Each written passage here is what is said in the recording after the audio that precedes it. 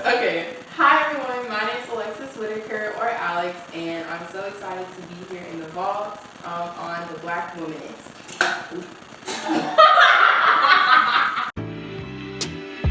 Welcome to the Vault, a sacred space for sisters to just be and be free. Here's where the soulful secrets of sisterhood, spirituality, and self-awareness are unlocked, only on Venus Day. I am your keeper of the vault, Vee, and I just had to ask, are you ready to be free?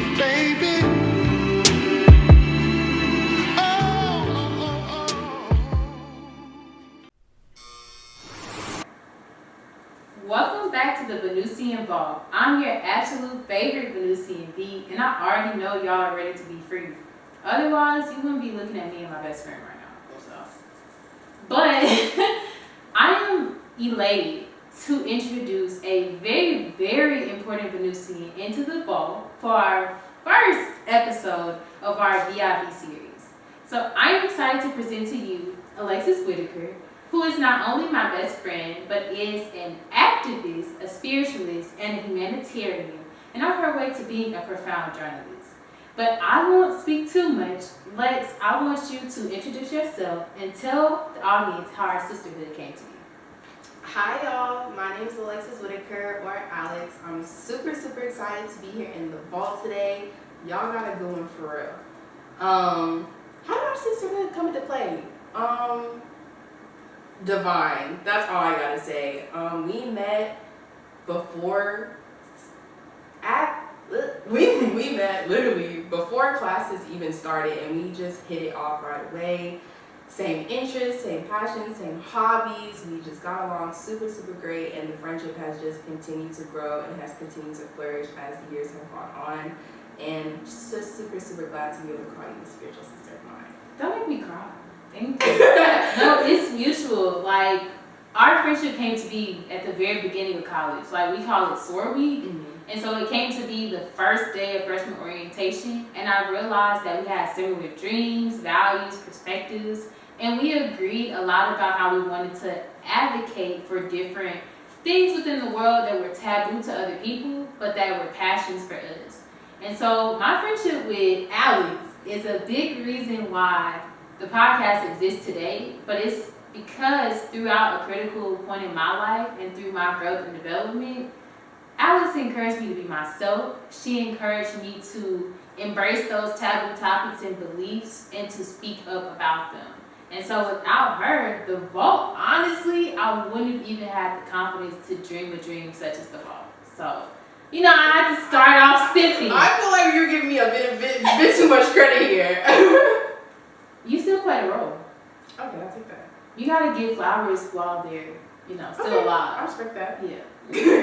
So I'm grateful for our journey together, and I know our sisterhood will support the Venusians and evolve. So go ahead and tell the people what the episode is. Like, what are we talking about today? Okay, y'all. So today we're talking about the Black Womanist. So we know feminism, we know womanism, but we're really harping on Black womanism,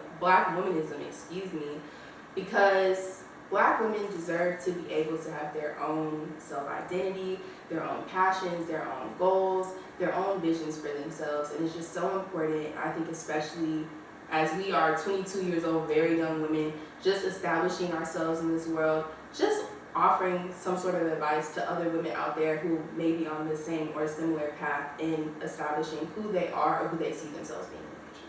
I love that. So is that what brings you into the vault? Like, what do you hope to contribute today in the vault? I hope that while I'm here today, as I share my experience on my spiritual journey within friendships and even other relationships, that my experiences will help someone, even if it's just one, feel more solid, feel more confident that they're making the right decisions for themselves. If you take anything positive away from me today, I will be content with that. I just want to make sure, and not even make sure, but I just want to help.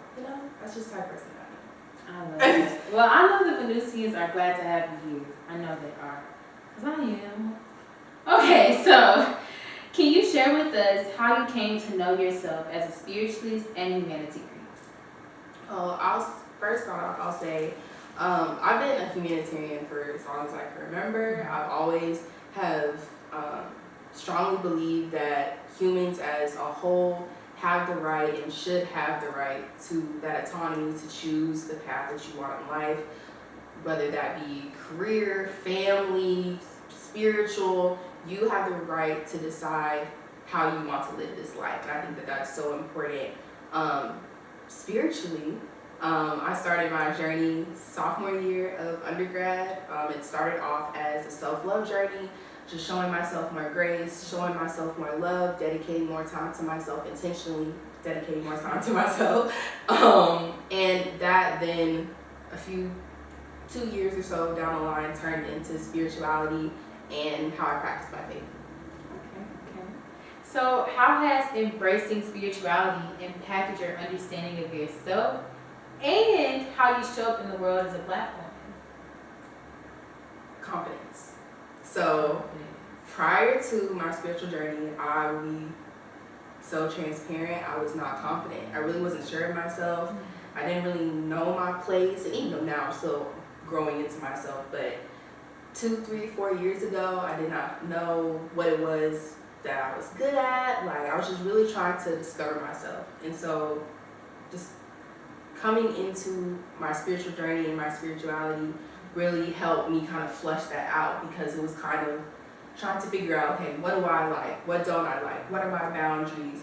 What do I see for myself, essentially? And to segue, as a Black woman, it really was me finding my identity. I feel like so for a lot of us, we really don't get to sit and to understand who it is that we truly are at the core, because there's so many different expectations of us at all times. We really don't get the time to have that period of self-discovery and have that time to see and try to really discover what it is that you want out of life in all aspects. I love that. I keep smiling because it's so authentic to the Vault. Mm-hmm. It is, because I started the podcast with this mindset of women can oftentimes, specifically Black women, can be overlooked, disregarded, and belittled when they're not strictly abiding by these roles and the expectations of those roles. Mm-hmm. So like you, when I started my self-love journey, I didn't realize it would lead me into this season of intense healing and self-discovery, but also liberating me to understand that I have the power and authority to discern who I am and what it is that's authentic to me. So for me, I get to decide not only what it means to be Felicia, but what it means to be a woman and what it means to be a Black woman. I love that. Okay, right. So could you explain what womanism is and its significance within the Black community? So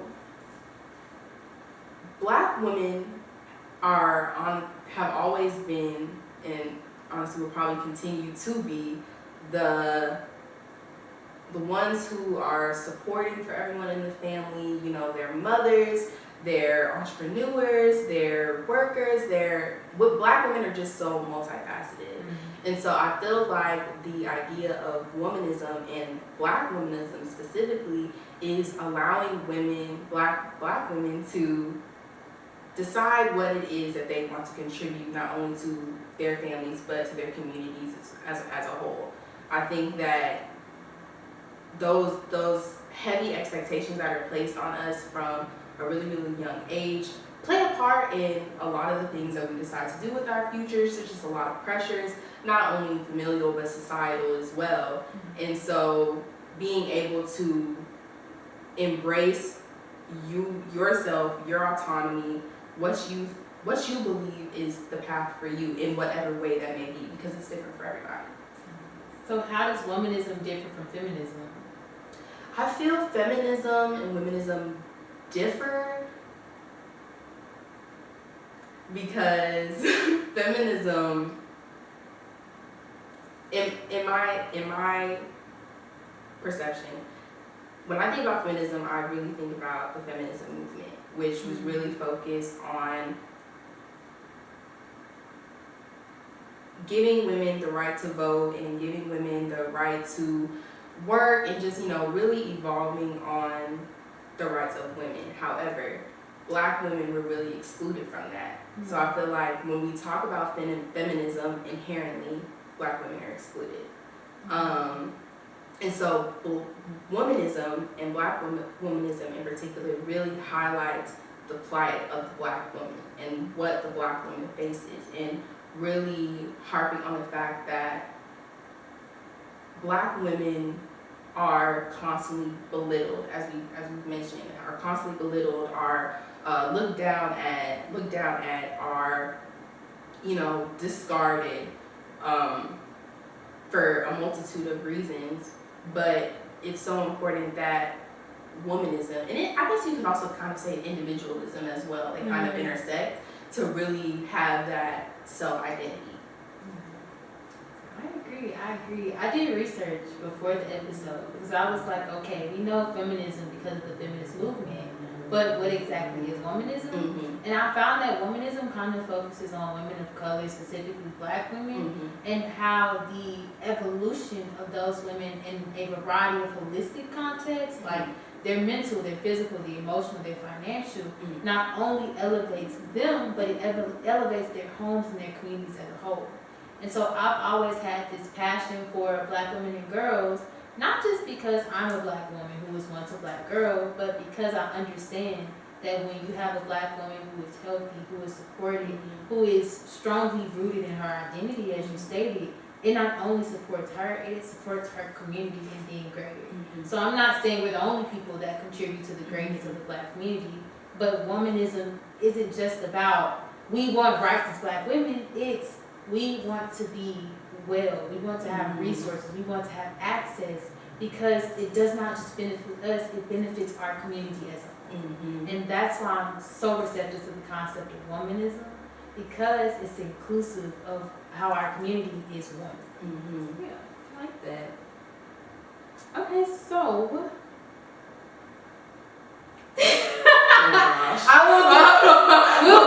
do a segue. Okay, so what role would you say womanism plays in promoting the liberation and well-being of Black women, specifically in regards to the divine feminine? Okay, I feel, as we said before, womanism and of course the Black womanism idea, I think really cultivates that idea of, not even the idea, the concept of creativity and really trying to find like your niche in the world. Take you, for example. You've established this amazing podcast with the audience, with a great message. This is what Black women were here to do. Black women are beautiful inside and out. We have amazing talents, amazing gifts. And sometimes, unfortunately, they're not able to be highlighted. And so I think that the idea of Black feminism and that concept of allowing Black women to just truly embody themselves as authentically how it feels right to them in any way that may be, really supports and promotes the idea that there's something there for everyone. It doesn't have to be this, you know, this fixed idea of what womanism is or what feminism is. These things vary. It's a concept, it's an idea, it's a theory. At the end of the day, all of this comes down to what feels right to you. What do you think is the right path for you? And how can you show up every day authentically in your femininity, in your divine femininity, which not requires, but asks of you to put out into the world what you ask to receive from it as well. I love that. Okay. So this is a doozy. This is the one I made the face at. So in a society that often promotes hypermasculine ideals and perpetrates male dominance, how do Black women navigate the pressures to conform to gender roles?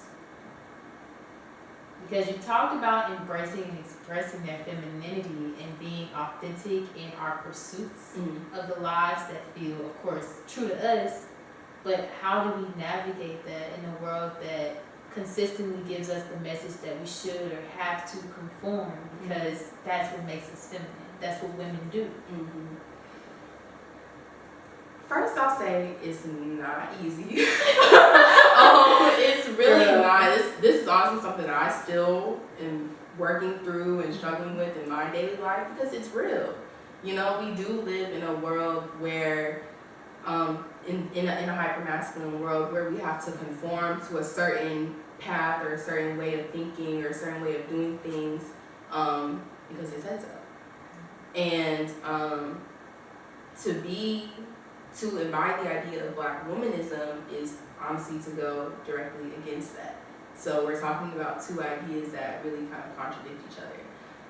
But to combat that or to move through that space,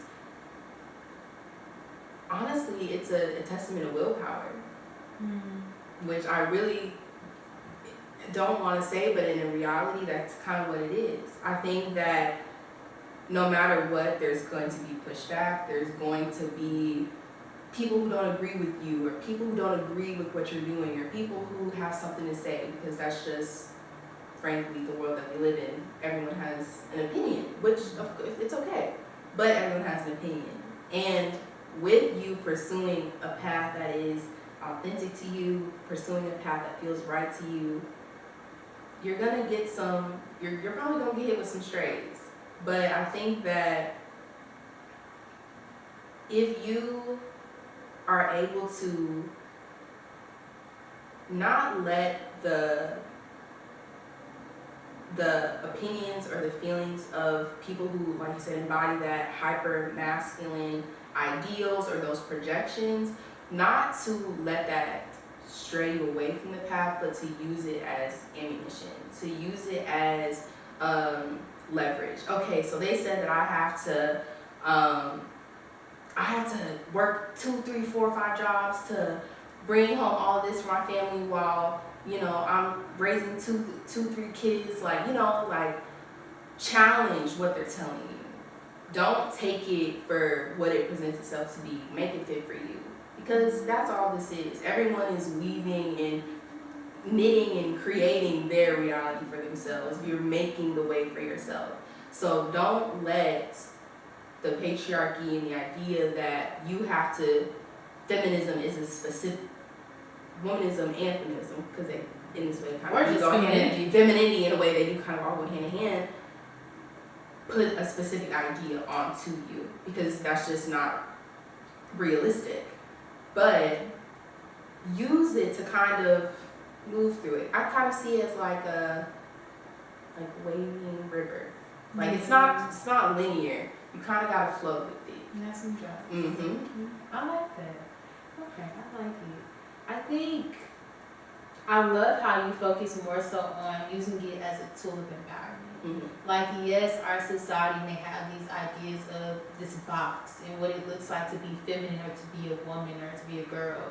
But you encourage, and even I encourage on the podcast, women and girls to pursue what feels right and authentic to them, because the reality of it is, what greater way to learn about a woman and how to be a woman and how to be feminine than to live as the woman you were born as, to live in your own experience. And my thing with the patriarchy is, and with misogyny is, a lot of it can be rooted in the hatred of women, from my perspective, but also it can be condescending, because this perspective that women are only here to support and help men or to be of service to men, in my view of myself and the women around me, is honestly disrespectful.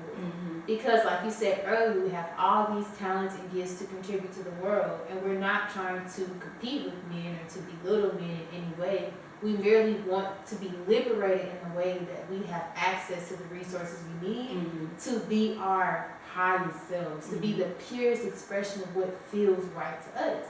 And no one really likes to consider, if I stop trying to tell a woman how to be a woman and I'll just let her be herself, I can learn her, she can learn me, we can grow and evolve, and we can possibly create something that helps the world evolve and grow.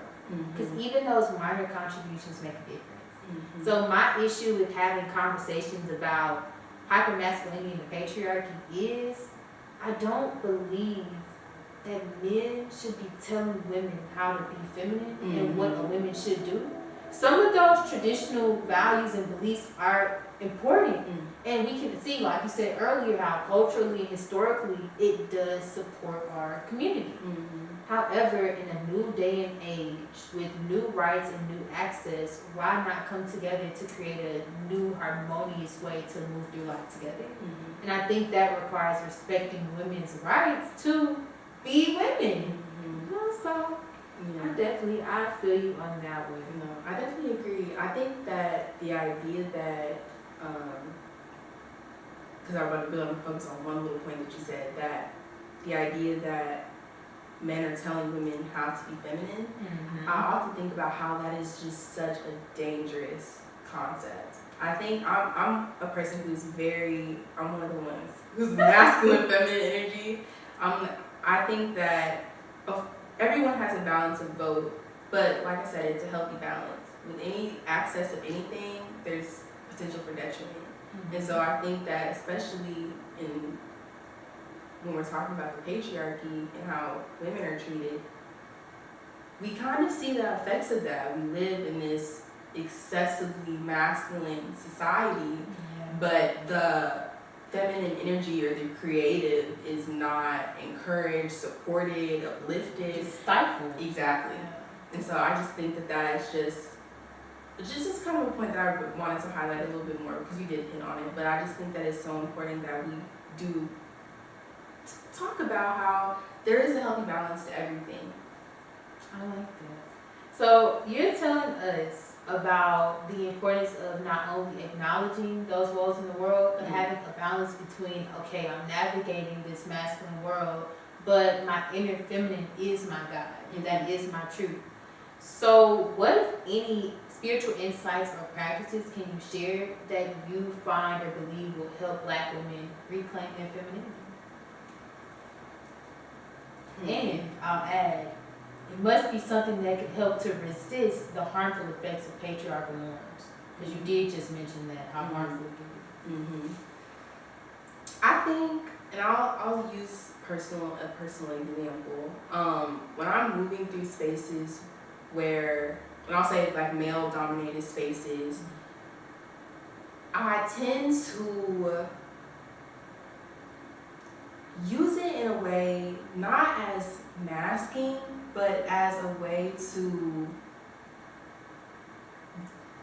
use my masculine energy within myself to propel the message that I'm trying to convey.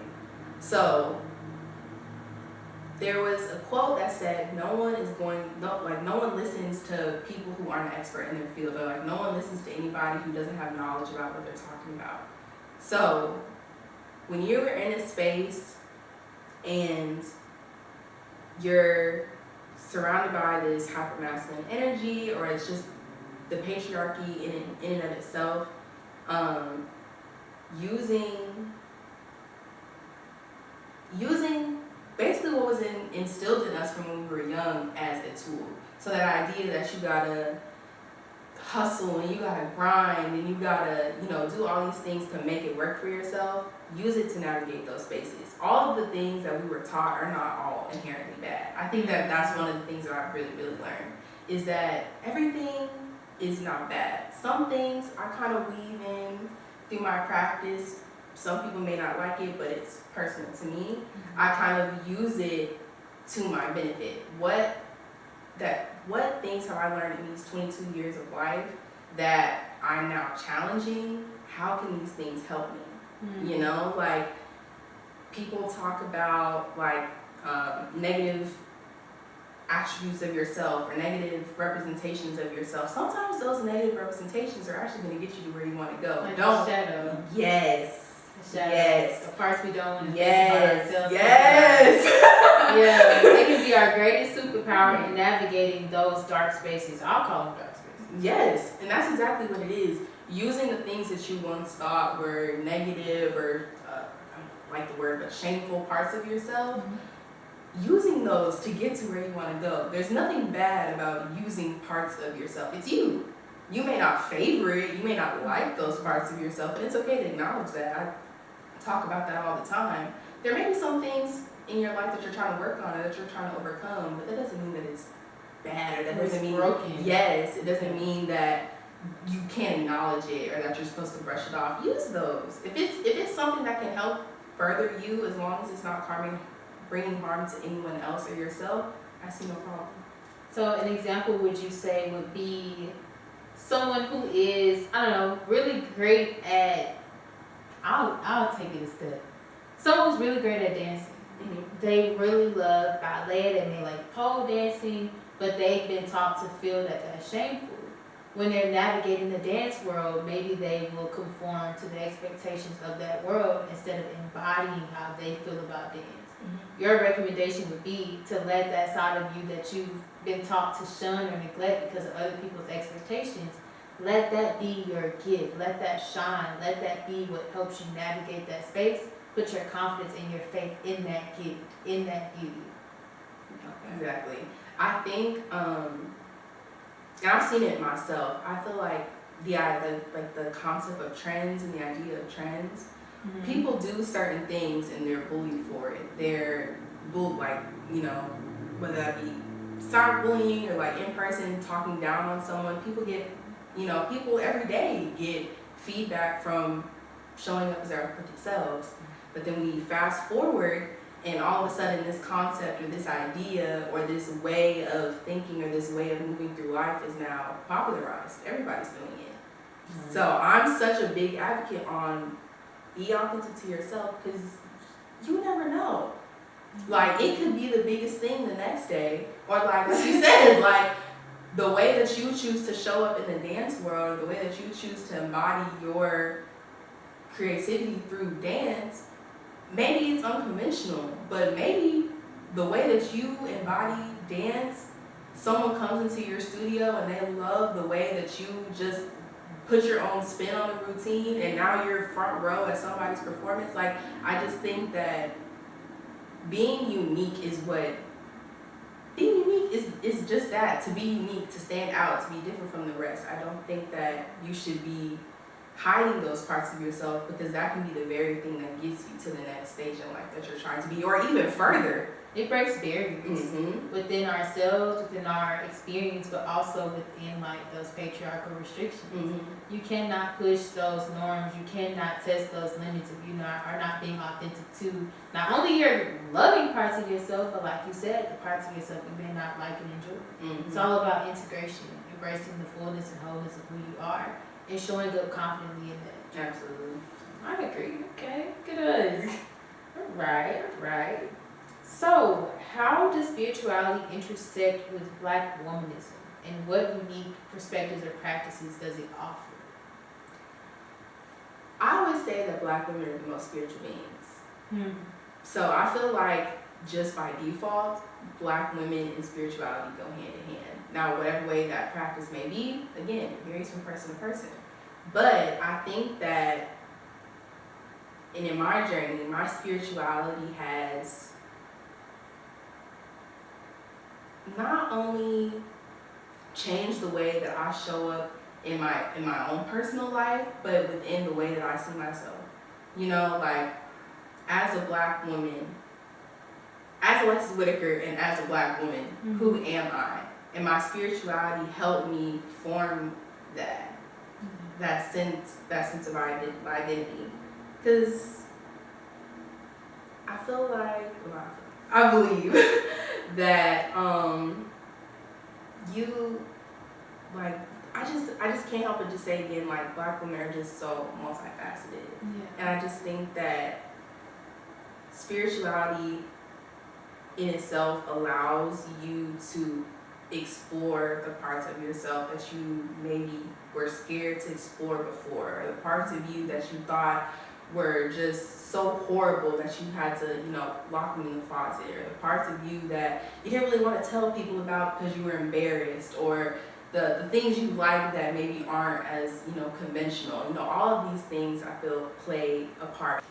And all right, so we are back from a brief intermission. So before the break, we were talking a bit about the patriarchy and using the act of self-discovery and self-integration to overcome those challenges.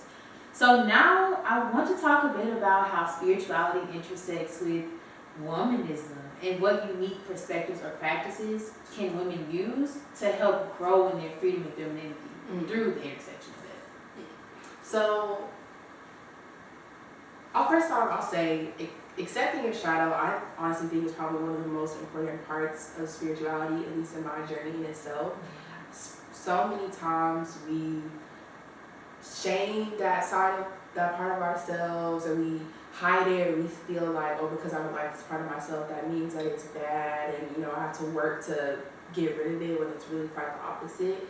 Like we talked about, these parts of ourselves can be the very thing that kind of uplift us and kind of project us into the places that we want to be if we use them in our practice. And now how that can be used, for me, I'll say I kind of use it as like a challenger. So if there's a part of myself, or maybe like an idea or self-concept that I have about myself, challenge it. Where did that idea come from? What's the source of that? How has that affected the way that you view yourself, view others, view the way that you choose to show up in the world? So many of these things that we consider like hindrances, or we consider things that kind of hold us back on our spiritual path, they all have an origin, but sometimes the origin may not be as dark or as, I don't want to say unfortunate, but that's the word that's coming to mind, unfortunate as it may be perceived. Then that's not to, of course, dismiss anyone's trauma, but some of those things really can, once you really settle into them, can really help you. In terms of womanism, I feel like as women, we so many of us kind of brush some things under the rug, and I feel like that aspect of that and those shadow parts of ourselves literally go hand in hand. And so by accepting you in your full authenticity, and as you, flaws and all, is the best way to embody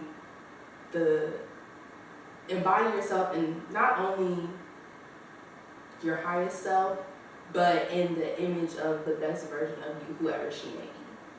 I like that. And I appreciate how you continuously align us back into the concept of self-awareness. Because the reality of it is, here at the Vault, we talk about sisterhood, spirituality, and self-awareness as a means of freedom and femininity, as a means of soul liberation.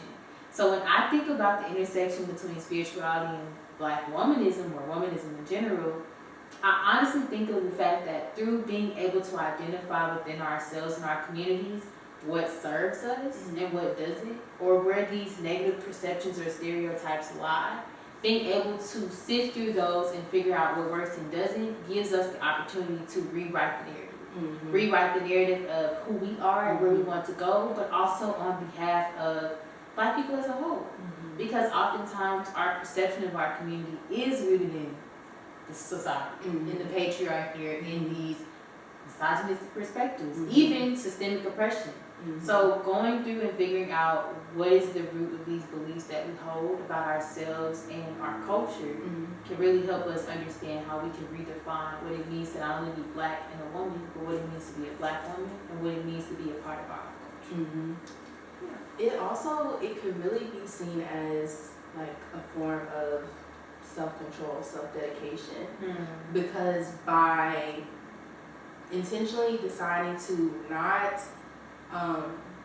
be so hard on yourself about the parts of you that did you really don't have any control of, because I'll speak for myself, most of the things that I consider a part of my shadow selves are things that happened when I was younger. Like, I didn't know any better, or like, even if they are current, it was a learning experience. Don't be so quick to be like, well, I should have done this, or I knew better. I knew better. At the end of the day, we're humans, and we make mistakes. Things happen. We can't see everything. We don't know the outcome of everything that's going to happen. All you can do is choose to intentionally put your best foot forward at all times, and that's what you're doing, and you're doing it out of pure intention. Then if you stumble, if you fall, it's okay. Of course, we don't like to hear that. No one wants to be like, okay, it's like, I fell, it's fine. Like, no, you're gonna be a little embarrassed, like, oh my God, I just fell, it's so embarrassing. But no, it's okay. It's a part of life. It's it's like the ebbs and flows of life. I agree. And that also leads us into our next topic about reclaiming your autonomy as well. Mm-hmm. Because who gets to decide what's a failure for you? Mm-hmm. Who gets to decide what freedom or femininity is to you? Mm-hmm.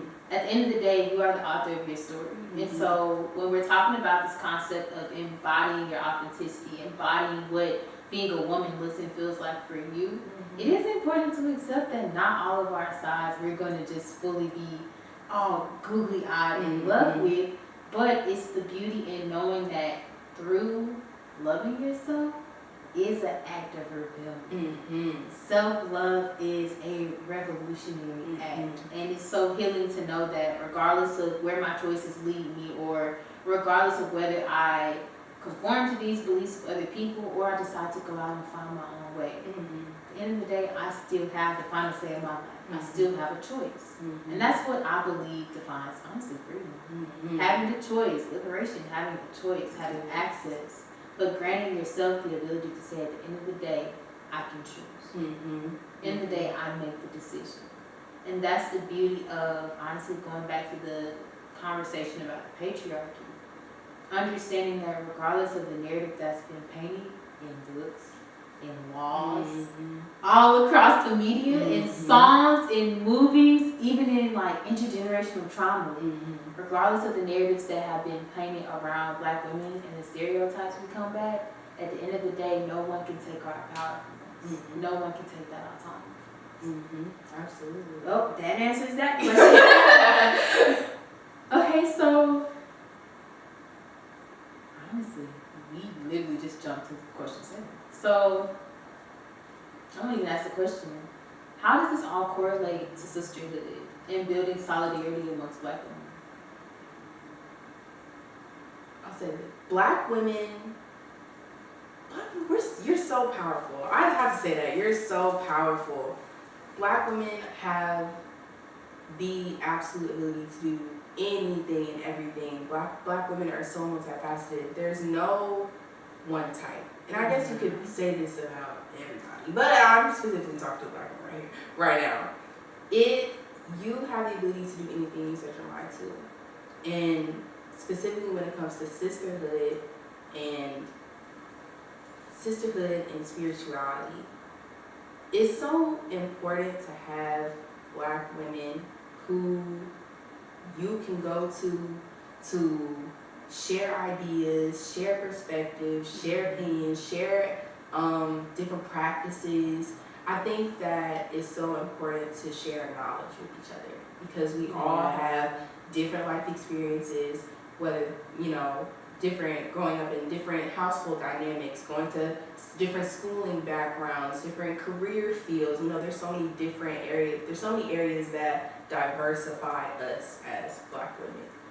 So it's so important to have women like you, but also like-minded women around you, so that not only to hold you accountable, but to uplift you and to support you and just to have that sense of community, because spirituality is isolating. It is at times it can get very lonely. And so sometimes you just want someone there to be like, hey girl, I know what you're going through. I've been there. You're going to be all right.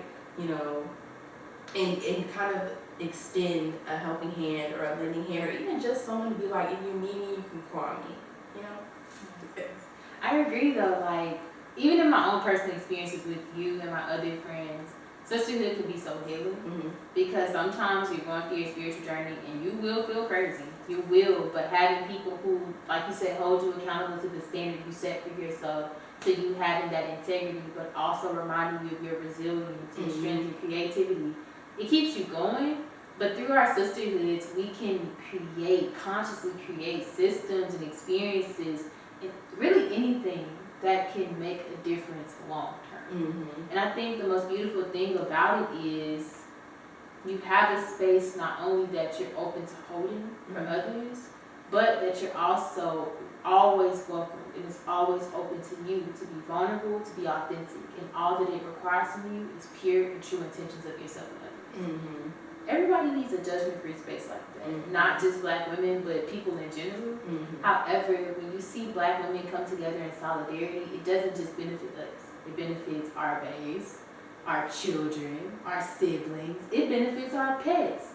When Black women come together to, like you said, share ideas, share perspectives, but also to share experiences, it kind of breaks beyond that barrier of being a strong, independent Black woman, and we can be strong Black women in harmony, in unity, to promote greater change. So I know sometimes we have organizations and groups that do that, but imagine if we in our individual spiritual journeys prioritize sisterhood, but also in the causes we're passionate about, the things we're passionate about creating and experiencing. What if we found other people to enjoy that with, to go through those motions with, to build with? So sisterhood is healing. It's sacred, and I say that all the time. Absolutely. It's sacred and it's healing. Absolutely. Let me see. These questions are good. I wonder who. I know, right? Okay, so we've talked a lot about self-awareness, sisterhood, and womanism in the context of the self. But I really want us to talk a bit about our ancestors. Okay. You know, we in our personal conversations talk about our matriarchs and the women in our families who have shaped and molded us.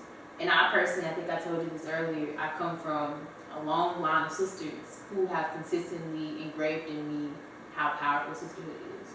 You fall out with anybody, okay, but you can't fall out with your sister. Like, you and your sister should be fine. So tell us a bit about, through your experience with being a womanist and a spiritualist, how your ancestors played a role in that. I think when I first started ancestral veneration, it was not planned. Honestly. Tell them what ancestral veneration is. So to me, ancestral veneration is intentionally honoring the men and the women in my lineage who came before me, paying my respects, and asking for guidance. And that's essentially what it is. I ask my ancestors to look over me, to walk with me, to protect me, to provide guidance, to help me, to if there's anyone who needs something from me, I ask my ancestors to help me verbalize or to speak the words that someone needs to hear. There's so many ways to go about it, but that's my personal practice. So quick little overview. Okay. But ancestral veneration, I think, is important. Family is so important, especially in spirituality, and specifically when you are intentionally going to your ancestors, or when you're intentionally paying your respects, it shines a light on the things that your lineage has held near and dear to their heart. So we talk about like ancestral trauma and generational curses, and all of that honestly is in the same box. It's my belief. I think that there's a lot to learn from the people who came before us. Absolutely. And I think it really wouldn't benefit us to not try to seek those answers if you feel called to.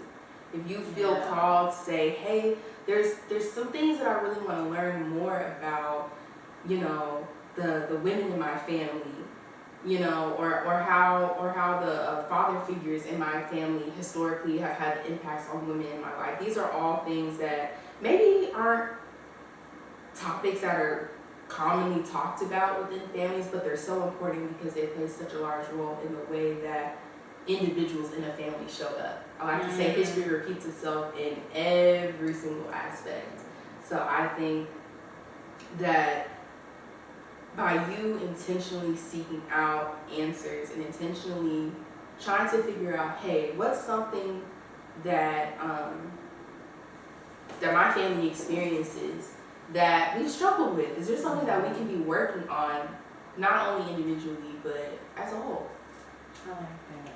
So your mentioning of looking back to recover our roots, I think that's a great introduction to this conversation, because when we talk about a lot of people talk about feminism and they talk about the feminist movement. And I don't know if you've ever heard, but like there's certain or some black men who have this belief that feminism destroyed the black community and the black home. But when I hear that, I always think about the context of the time period. What was going on in that period? What were the women doing? What were the men doing? What were the needs in that era and season? And so when we look back, we realize that a lot of the patterns, like you said, that show up in us and in our families are honestly reflections of the teachings of the people who were surviving those time periods.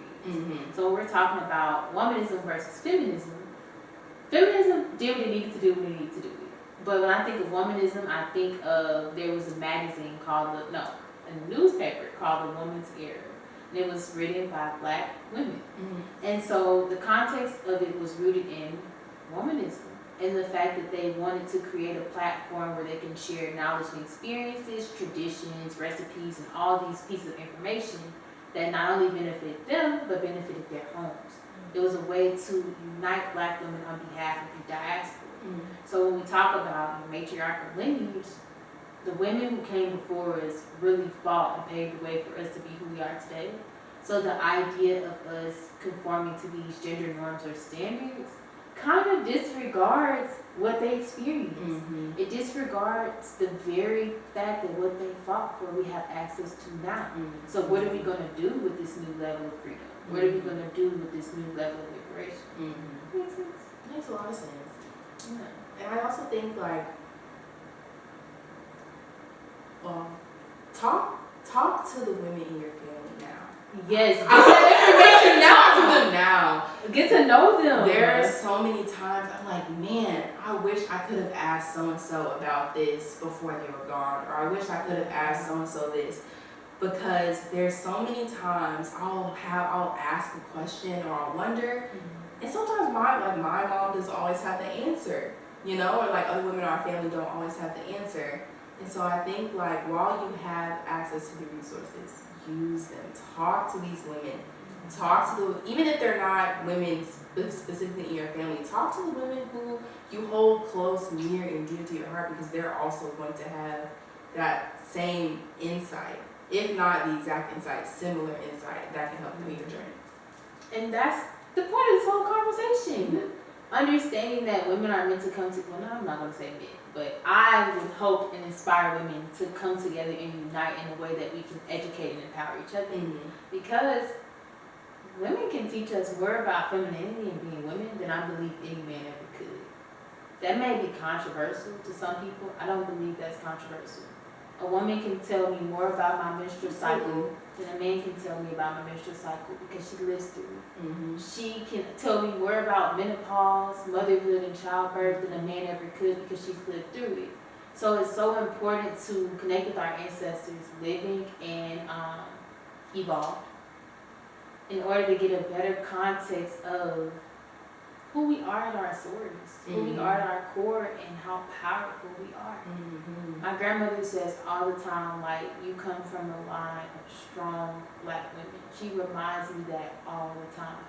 And that gives me the faith to overcome any challenge or any hardships, because the women who came before me paved the way for me to do that. So it's universal. Whether it's your relatives or a mentor in your community, women can and should empower each other to seek that sense of self, past, present, and future.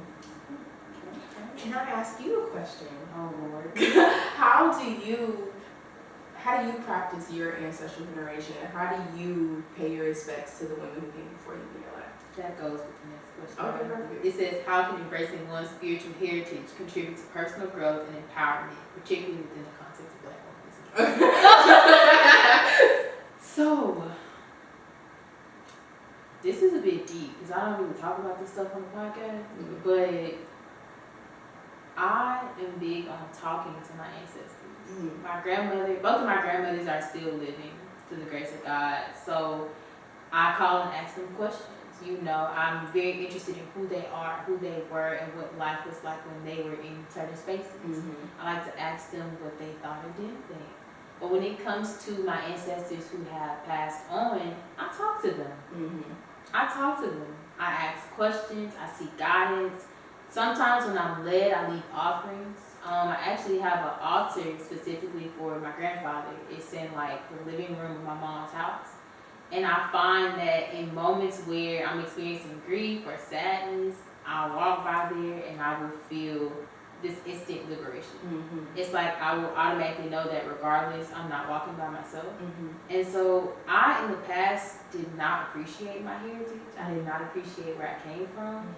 But this sense of confidence I have in myself to even do this podcast is rooted in the fact I got to know my bloodline. Mm-hmm. I got to know my family. I got to understand them. And I gained a respect for all of the good things about them, but also the things that I may not like. Mm-hmm. Because through my experience with them, I was able to embody a sense of pride for my roots, for my culture, for being a Black woman.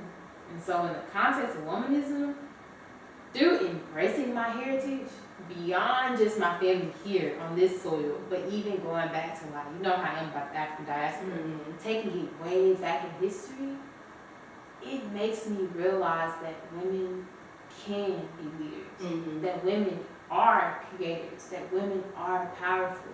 And though this society and this world may try to paint us to be otherwise, it's just not in our history. Our history says otherwise. Our culture says otherwise. Our ancestors, living and non-living, say otherwise. So it helps me to not subscribe to, I'll say it again, patriarchal standards or Western standards about what it means to be Black and what it means to be a Black woman.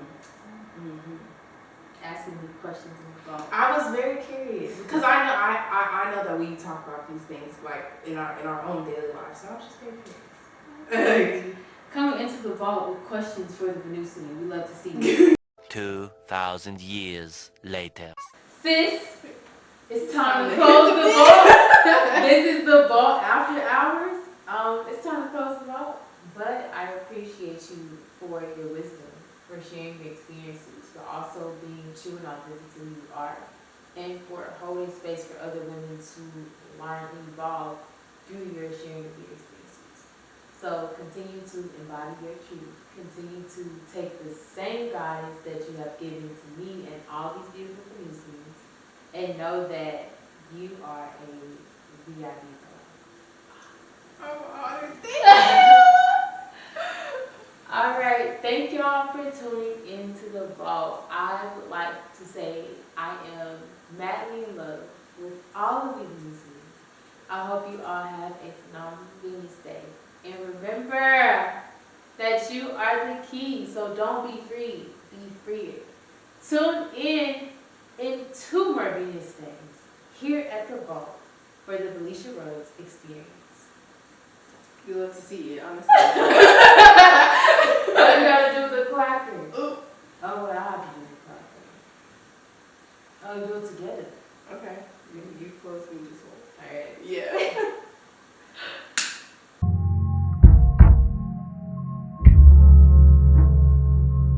You know, it's currently what, 2 a.m.? 3. I think we hit the 3s. I'm not even gonna lie to you. It's 3:07. It's 3:07 a.m. in Atlanta, Georgia, and we are miraculously up and in the vault because our sisterhood looks like slumber parties. Absolutely. This wasn't a good idea. The food is so good. I'm like, do we have to talk? Like, I'm like, I don't want to get to Mac. Are you ready to be free? Baby,